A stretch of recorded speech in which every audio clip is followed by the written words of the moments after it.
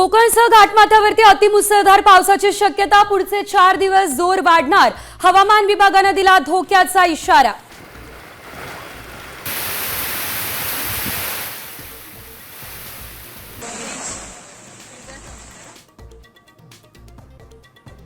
पंचगंगा नदी दुसऱ्यांदा पात्राबाहेर। कोल्हापूर जिल्ह्यातील 33 मार्ग बंद, वाहतूक पर्यायी मार्गाने सुरू।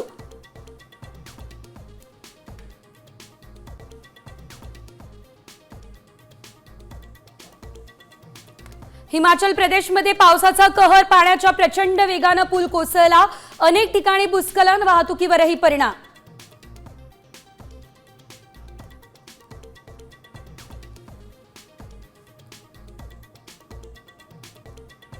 वरळीच्या डोममध्ये ठाकरे बंधूंचा विजयी जल्लोष मेळावा। मनसे आणि ठाकरे सेनेचे नेते करणार सभास्थळाची पाहणी।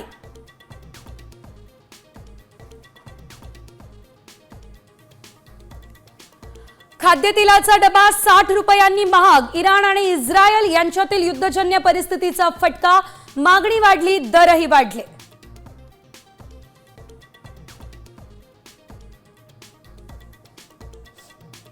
पाकिस्तान आणि चीनकडून स्वस्त दरामध्ये कांदा आंतरराष्ट्रीय बाजारपेठेत। भारतीय कांदा अडचणीत, शेतकरी हवाल देईल, व्यापाऱ्यांचं नुकसान।